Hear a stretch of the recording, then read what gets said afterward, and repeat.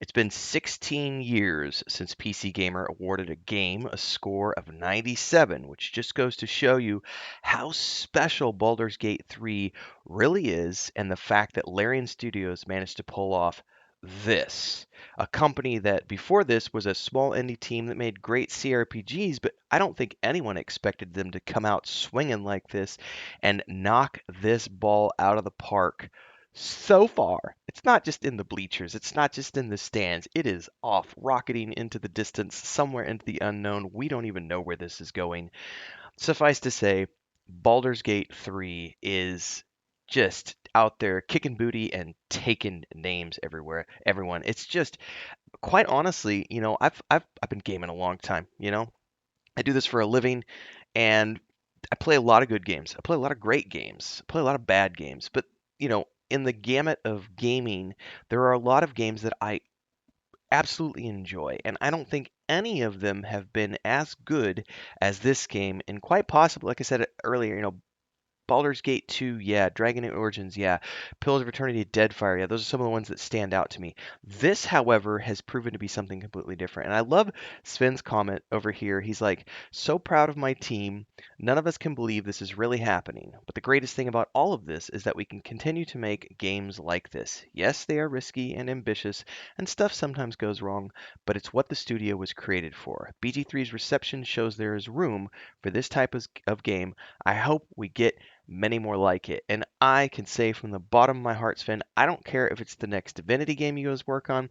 I don't care if it's a sequel to Baldur's Gate. I don't care if it's an expansion to Baldur's Gate. I don't care if it's a brand new IP, picking up another franchise that someone else might have left behind. Insert your favorite franchise here.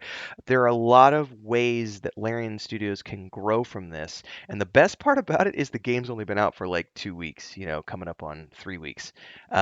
It's just absolutely amazing. But I don't want to bore you to death with my take on it. We're going to dive into PC Gamer's article right now. But before we do, don't forget to like, subscribe, and hit that bell icon so you never miss an update because we do this all the time. Daily live streams at 11 a.m. We cover a lot of different games, not just Baldur's Gate 3.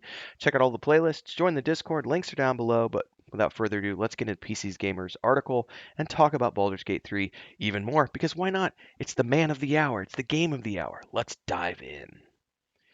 So the PC Gamer article says Baldur's Gate 3 is their highest scored game in 16 years. That is a long time, everybody. But what I really love about this article is they dive into a lot of the reasons for that, including their Slack channel discussions, which is hilarious because there's so much going on here. It says, yeah, here yesterday, Fraser called me into an emergency meeting. And this is by Phil Savage, by the way. Says it was about his Baldur's Gate 3 review. Says I'm thinking of giving it a 97. We talked it out. He explained his reasoning and reminded him of what that score would mean for the history of PC Gamer, a publication that in just a few months will be 30 years old. After that talk, I was convinced Baldur's Gate 3 has been awarded 97%. Now, this is where we get into some of the cool stuff about PC Gamer and what they do to rate games. And the reason why this rating is so important for this game and for the publication. It says here, how momentous Baldur's Gate 3 score is depends on which lineage of PC gamers history you follow. It is, in one sense, the highest score we've awarded in 16 years. In another sense, though, it's the highest score we have ever awarded, and that depends on whether you're looking at PC Gamer US or PC Gamer UK. It says here, PC Gamer has been a global team for a little over a decade. The US and UK editions of the magazine are unified, but in the 20-odd years before that, the US and UK editions operated with different editorial teams, different articles, and most importantly for this discussion, different review scores. For PC Gamer US, Baldur's Gate 3 joins the list of only 5 games that have ever scored over 96. Sid Meier's Alpha Centauri, Half-Life 2, Crisis, Sid Meier's Civilization 2, Half-Life in 1998. It says for PC Gamer UK, things are a little bit simpler because BG3 stands alone. In nearly 30 years of reviewing PC games, no game has ever reached above a 96 for the PC Gamer UK. And the ones that previously had rated high were Sid Meier's Civilization 2, Quake 2, Half-Life, and Half-Life 2. It's pretty amazing. It says both lineages are important to our history. It says here, because as UK editor-in-chief, I will admit to a slight bias because ever since PC Gamer became a single editorial entry in the early 2010s, the highest scoring games have been Minecraft, Team Fortress 2, Splunky, and Kerbal Space Program. And since 2010, no game has been awarded higher than a 96 until today. It's pretty cool. Why 1 point matters, they talk about here. Our current score guide, last updated in 2014, is designed to make 90 plus scores feel like a big deal. If you merely love a game, it will get between an 80 and 90. But if you want to award a 90 or above, there has to be a reason for it, and it has to be something significant. So they talk here. A 90 to 94% is a compelling recommendation for most PC gamers. Important to PC gamers, likely ahead of its time, something like Portal 2, The Witcher 3. A 95% to a 98% means that it is an absolutely brilliant game, one of the best games we've ever played, and we recommend it to the world, i.e., Half-Life 2, Minecraft, Kerbal Space Program. And a 99 to 100% is something that advances the human species, providing a feeling not dissimilar to the ending of Stanley Kubrick's 2001: A Space Odyssey. So the latter category being a deliberate nod to our history, both in the US and the UK, of having never scored a game a 99 or above. Um, I think they say here that originally this was probably meant as a way to recognize that no game is ever truly perfect. And that's a very important distinction to make. No game is ever perfect. There will be bugs, there will be things, there will be, you know, pacing issues. Every game has issues. So it's good that they recognize that. They also recognize that there's no formula for arriving at the perfect game. X points added for stable frame rate, X points deducted for overzealous microtransactions, the text is the review, and the score exists to punctuate the text, to drive the writer's thinking towards a definite conclusion. And they say here the PC gamer team intuitively understands that based on scores we've awarded before, the top end of the scale is meant for games that we don't just love, but what speak to what we hold important as an editorial collective. The quote here is something I love. Baldur's Gate 3 takes so many of the elements of our previous top scoring games and folds them into an astonishing package. Really cool. There is some other mention here, and I'm not going to dive into all the things they talk about with all the other games that they've awarded high scores for because there is some great reasoning behind that, and I think you should read through this at your leisure. The link to this article is going to be down below for those of you who do want to do the deep dive, so don't forget to head over there and click on that to read through it. Baldur's Gate 3 score is justified in the second paragraph of Fraser's review. It's my dream game. The best parts of Ultima, Baldur's Gate, Planescape, Arcanum, Steamworks, Magic Obscura, and Divinity Original Sin, but it also does much more than tap into the RPG greatest hits, finding a way to unite disparate philosophies like cinematic storytelling, unhinged sandbox mayhem, and tabletop-style role-playing. Yes, you can have your cake and eat it too. It's also, this is a great thing here to talk about because it says their PC gamer team at large on Slack is a rolling ticker of anecdotes about the clever ways people have completed quests or the effects that different choices have made. Our meetings are regularly derailed by arguments about the best companions or stories about inventive and hilarious combat encounters, so on and so forth.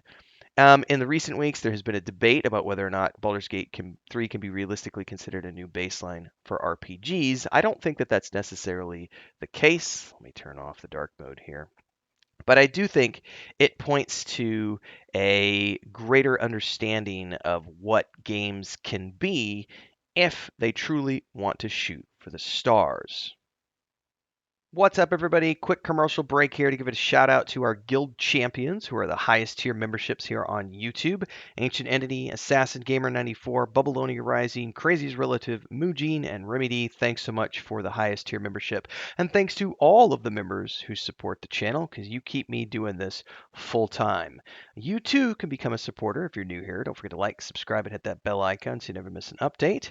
Join as a member. There's 3 different tiers. We do lots of special stuff: private polls, private videos. You get a shout out if you're the highest tier membership, but you can also do one-off donations in the form of super chats on any live stream or premiere you see, and of course super thanks on any upload or YouTube short. Whatever you can contribute, it's great. Keeps me on the air full time, keeps the cats fed, keeps the homestead running. Anyway, back to the video, everybody. I know from my own playthroughs, it's been very interesting to see the difference between the 2 main characters I'm playing in my single player playthroughs and then the multiplayer character I have with Bubalonia and Mujin, and then the differences that they are seeing with their playthroughs compared to the people who are coming on my videos and commenting. I get hundreds, if not thousands, of comments a day across all the videos I create for Baldur's Gate 3, and the overwhelming consensus is, I've never seen it done this way. I did it this way. Have you tried this? I tried this and failed, then I tried this and failed, then I tried this and won. And I've very rarely seen the same thing talked about more than a couple of times. There are so many permutations, and I think when Larian was talking about, there's 17,000 different, things of ending or ways to do things, permutations and everything else. I think a lot of people looked at that and went, yeah, whatever. That's you're just telling us, blowing smoke up our asses.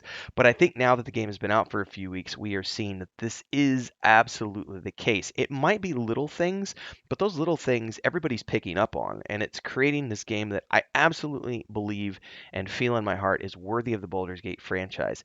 Baldur's Gate 1 was a great game. Baldur's Gate 2 took it up a notch, and I can honestly say now, after having played this, I haven't even beat the game. Like, if you've been following my streams, I'm still in Moonrise Towers with my main playthrough, like my daily streams that we're doing, which are 2 to 3 hours each session. That's a complete series, a complete walkthrough. I haven't. I'm maybe a third of the way through the game. I don't know, but I'm still in Act Two, and I can already tell you, after 3 years of early access and a couple weeks of this game being live, I think it's better than Baldur's Gate 2.